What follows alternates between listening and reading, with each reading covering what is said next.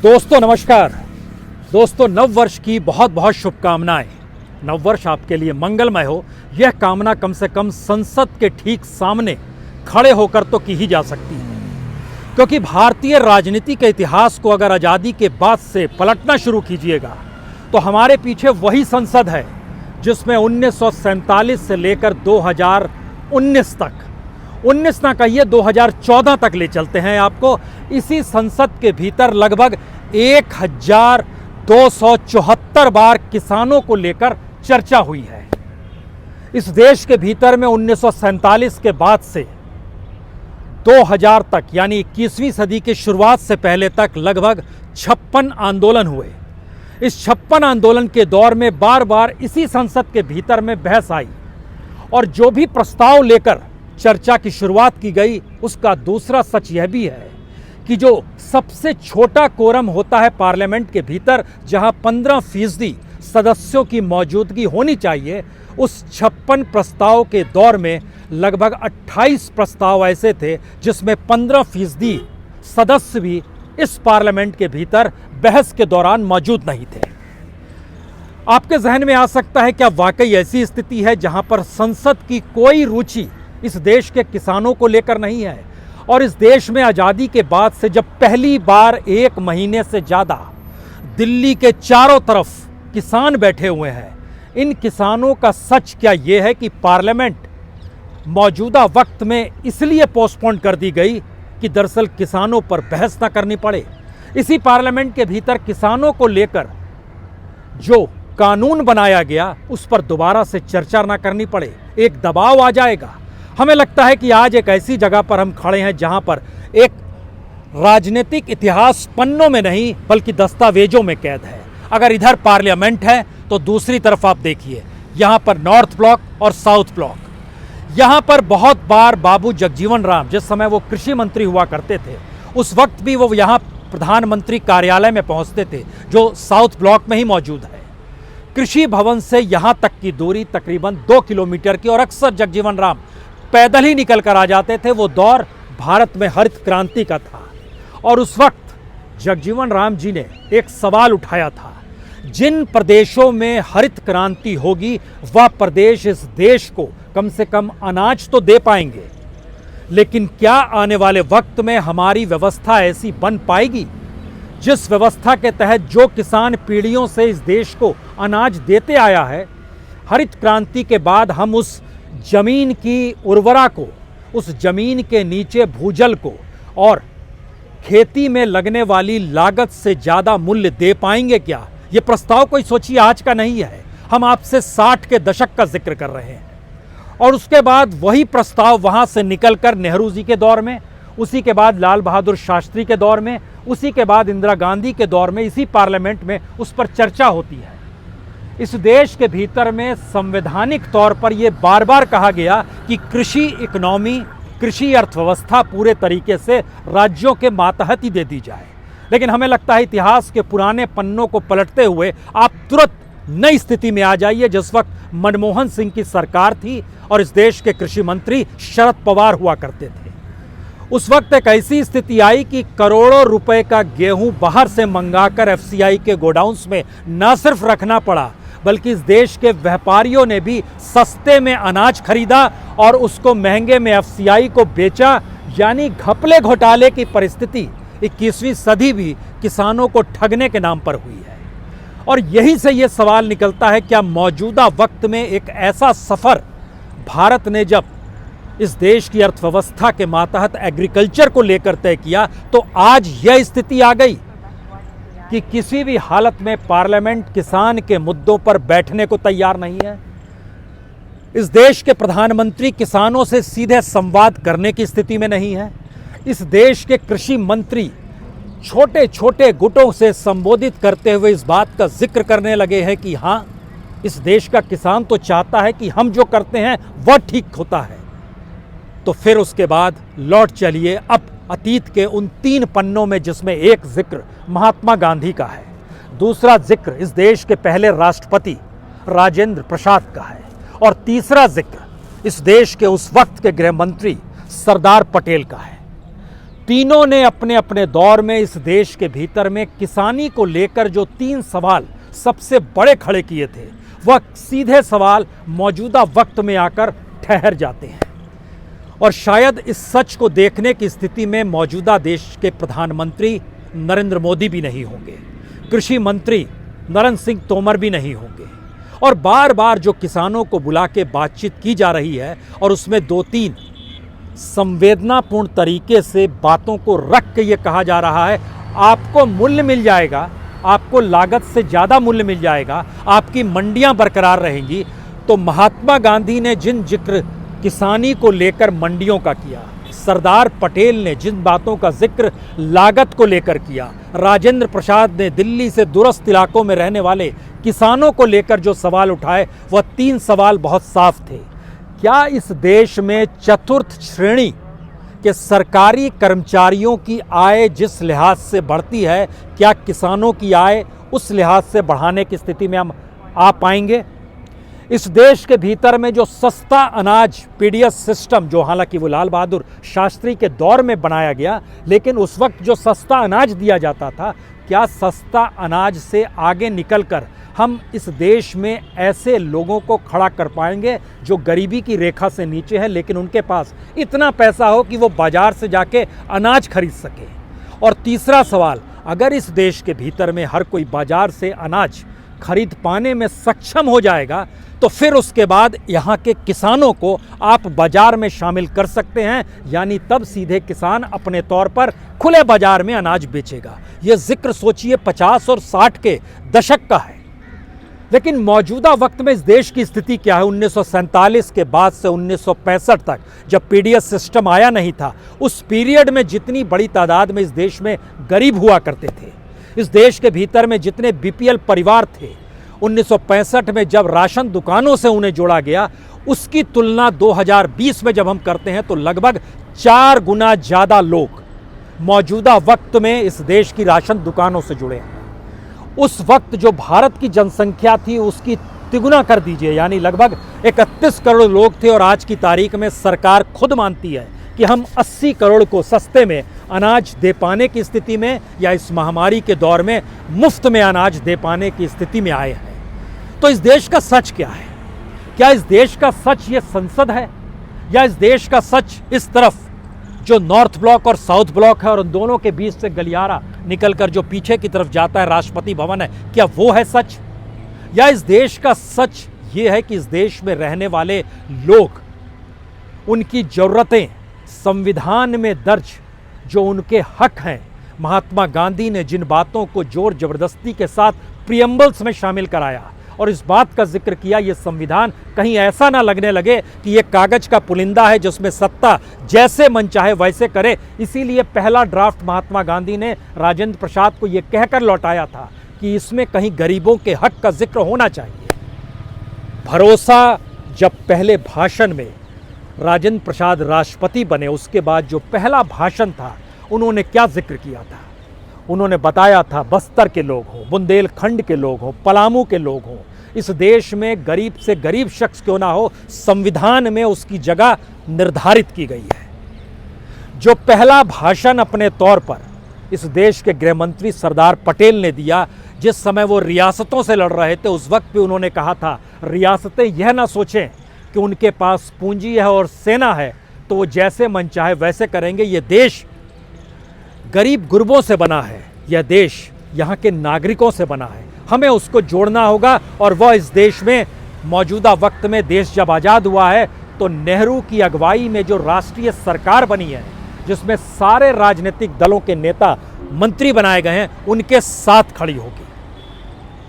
और तो और श्यामा प्रसाद मुखर्जी जो फर्स्ट मिनिस्टर थे, जो कि पब्लिक डिस्ट्रीब्यूशन सिस्टम या कहें जो कि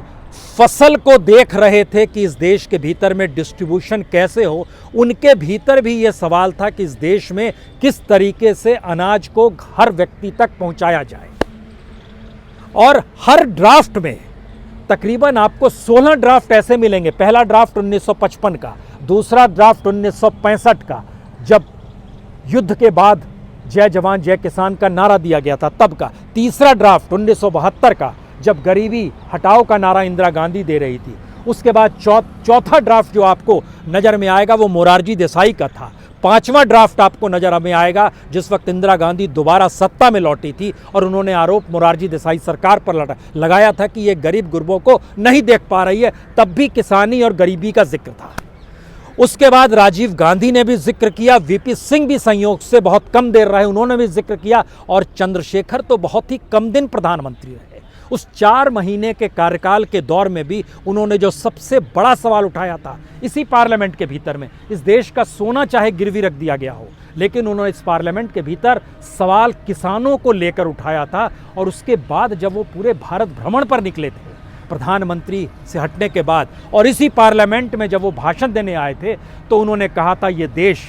किसानों से चलता है, यह देश यहाँ के उन गरीब नागरिकों से चलता है, यह देश दरअसल बीपीएल परिवारों से चलता है, यह देश की जीवंतता को देखना है तो आपको इस पार्लियामेंट से निकलकर इस देश के कोने कोने में जाना होगा। कल्पना कीजिए, यही बात अपने तौर पर अटल बिहारी वाजपेयी ने भी दोहराई थी। मनमोहन सिंह के दौर में तो फूड सिक्योरिटी बिल तक लाया गया और इस बात का जिक्र किया गया कि किस तरीके से उसके लिए हम बजट भी निर्धारित करेंगे। लेकिन फिर यही बात, जब एक ऐसा सफर रहा है और आज़ादी के बाद इस देश के तमाम प्रधानमंत्रियों ने ऐसा सफ़र किया है जिसमें उन्हें इस देश की चिंता इस बात को लेकर थी कि कोई भी नागरिक भूखा ना रहे,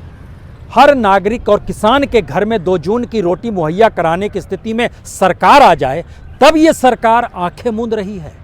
तब ये अपने कानों की उंगलियों में रुई ठूस ले रही है, तब ये सरकार इस बात का जिक्र कर रही है कि हम जो सोचते हैं वह ठीक है।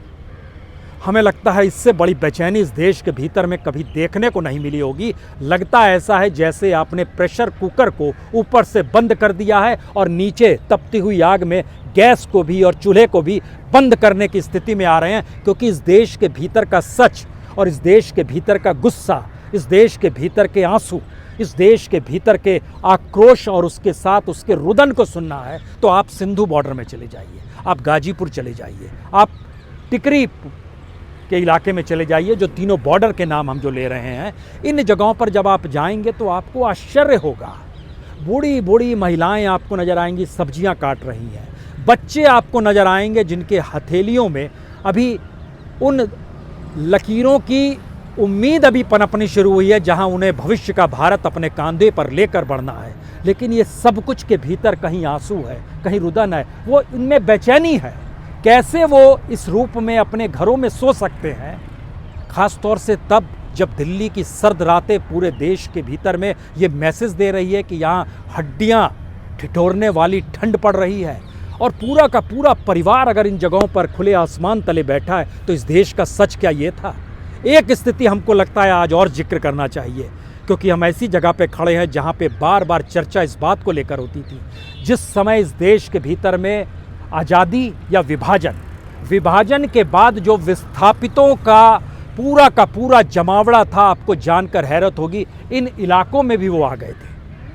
और विस्थापितों का इतना बड़ा जमावड़ा इस पूरे इलाके में हुआ था कि जिसके बाद नेहरू से 3 मंत्री मिले और उन्होंने इस बात का जिक्र किया किसी भी हालत में इन विस्थापितों को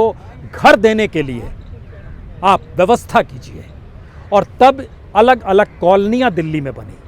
तब ऐसी सोच बनी कि जो विस्थापित है उनको किस रूप में बसाया जाए, और तब एक आंकड़े तैयार किए गए कि कौन गुजरात में रह रहा है, कौन राजस्थान पहुंचा है, कौन उत्तर प्रदेश पहुंचा है, कौन मध्य प्रदेश पहुंचा है, कितनी बड़ी तादाद पंजाब में है, कितनी बड़ी तादाद जम्मू जाएगी, कितनी बड़ी तादाद दिल्ली में बसाया जाए। लेकिन मौजूदा सच क्या है? मौजूदा सच यह है कि जब विस्थापित इस महामारी के दौर में लौट रहे थे, प्रवासी होकर प्रवासी के साथ विस्थापित का दर्द लिए जा रहे थे, और मौजूदा वक्त में पंजाब से, हरियाणा से, राजस्थान से, महाराष्ट्र से, उत्तराखंड से, उत्तर प्रदेश से, इन जगहों के बड़े किसान जब यहाँ पर पहुँचे हुए हैं बड़ी तादाद में, तो वो किसी विस्थापित से भी बुरी स्थिति में है। यह तो उनकी सक्षमता है और लोगों का जुड़ाव है, और शायद भारत की ताकत यही है कि जब पार्लियामेंट आंख मूंद ले, नॉर्थ और साउथ ब्लॉक के भीतर में जब चर्चाएं बंद हो जाए, तब यह देश एकजुट होता है। और इस देश में नागरिक हाथों में हाथ थामकर इस बात का एहसास कराना चाहता है कि देश संसद से नहीं चलता है, देश नॉर्थ साउथ ब्लॉक से नहीं चलता है, देश पॉलिसी और दस्तावेजी कानूनों से नहीं चलता है। इस देश की रगों में जब तक लोगों का दर्द नहीं होगा, इस देश की रगों में जब तक किसानी की बात नहीं होगी, और इस देश की रगों में जब कानून बनाते वक्त उस पूरे परिवार, उसके साथ जुड़े सरोकार और शायद ज़िंदगी जीने की जद्दोजहद नहीं होगी, तब तक किस बात का हर्षोल्लास और संयोग। देखिए, अपने घर बार को छोड़कर दिल्ली की सीमा पर बैठे हुए हैं किसान, और प्रधानमंत्री ने आज इस देश में कहा बेघरों को हम घर देंगे, और उसके लिए बटन दबाया, ऐलान किया। यह कौन सी स्थिति है? इस दौर में प्रधानमंत्री लगातार, चाहे वो घर देने का जिक्र हो, चाहे वो यूनिवर्सिटीज़ का जिक्र हो, चाहे हेल्थ सेक्टर का जिक्र हो, सबसे बुरे इंफ्रास्ट्रक्चर के दौर में अगर आप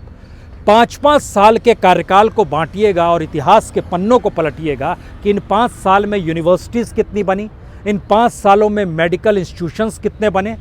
इन 5 सालों के भीतर में वाकई कितनों को घर मिला, तो आपको समझ में आएगा। अब सरकारी दस्तावेज को देखिए, उन दस्तावेज को पलटते वक्त आपको लगेगा कि ऐलान बड़े थे, ऐलान को लेकर प्रचार बड़ा था, उस प्रचार को लेकर ढोल पीटने वाला मीडिया बड़ा था,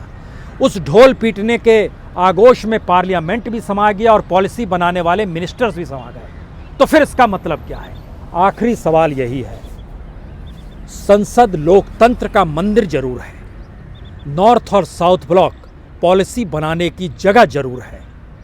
लेकिन कोई भी देश सिर्फ दस्तावेजी तरीके से नहीं चलता है, कोई भी देश सिर्फ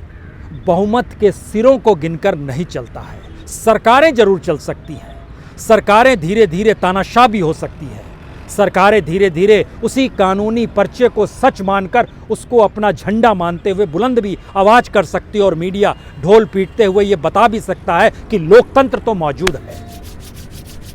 21वीं सदी का 21वां वर्ष 1 जनवरी 2021, यही वो सबसे बड़ा सवाल है कि क्या 21वीं सदी के 21वें वर्ष में, जब इस देश को एक ऐसे लोकतंत्र की ज़रूरत है जिस लोकतंत्र तले लोगों को इस बात का एहसास हो कि शायद पार्लियामेंट में उनके अपने ही नुमाइंदे हैं, शायद उनके बीच से निकले हुए नौकरशाह जो नॉर्थ साउथ ब्लॉक में बैठते हैं और जो मंत्री बैठते हैं, उनकी मौजूदगी शायद उन्हें देख रही है, लेकिन अगर सब तरफ से आंखें बंद होंगी तो फिर रास्ता निकलेगा कैसे? और रास्ता अगर नहीं निकलेगा तो ये रास्ता इस रायसीना हिल्स पर भी इसकी खूबसूरती में नहीं समाएगा, और ना ही पार्लियामेंट की नई बिल्डिंग बनाने से रास्ता निकल पाएगा। सच यही है कि इस देश में नागरिकों को लेकर, उनकी ज़रूरतों को लेकर जो भी संविधान में दर्ज है, और सुप्रीम कोर्ट को अब उसकी व्याख्या करनी चाहिए और बताना चाहिए कि कॉन्स्टिट्यूशन ये कहता है, और कॉन्स्टिट्यूशन इस बात की इजाज़त सुप्रीम कोर्ट को देता है कि अगर इस देश के बहुसंख्य नागरिक आंदोलनरत हैं और अपने हक के लिए हैं, जिन हकों का जिक्र कॉन्स्टिट्यूशन में दर्ज है, तो फिर सरकार को इस पर तत्काल पहल करनी चाहिए। वो आंखें बंद रखकर एक के बाद एक मीटिंग करने से काम नहीं चलेगा। यह देश आंदोलन में जब भी रहा, सड़क पर रहा, चाहे वो जलियांवाला बाग याद कर लीजिए, चाहे उससे पहले की स्थिति को इस देश में देख लीजिए। महात्मा गांधी के हर ऐलान के साथ यह देश सड़क पर ही आता था। आज़ादी के बाद भी ऐसी स्थिति आ जाएगी जहां विदेशी आर्किटेक्ट द्वारा बना हुआ ये पूरा का पूरा इलाका और लुटियंस की दिल्ली में लगेगा ऐसा कि इसके भीतर लोग जो बैठे हैं वो ब्रिटिश सत्ता से भी क्रूर है क्या? सच तो यही हो चला है। इंतजार किया जाए या देखा जाए और परखा जाए कि वक्त बीतने के साथ परिस्थितियां वाकई बदलेंगी। हमें लगता है बदलेगी। इंतजार कीजिए, क्योंकि यह आंदोलन सिर्फ आंदोलन नहीं है। किसानों का ये आंदोलन आने वाले वक्त में भारत की राजनीतिक व्यवस्था को परिवर्तन करने की दिशा में बढ़ चुका है, क्योंकि पहली बार इस देश में विपक्ष में कोई राजनीतिक दल नहीं है। जनता ही विपक्ष के तौर पर अपनी मौजूदगी का एहसास करा रही है, और जनता अगर सड़क पर होगी तो बड़े पार्लियामेंट की क्या हैसियत होगी ये आप समझ सकते हैं, और वह कितने दिन बाद धूमिल हो जाएगा यह भी आप समझ सकते हैं। बहुत बहुत शुक्रिया, बहुत बहुत शुक्रिया।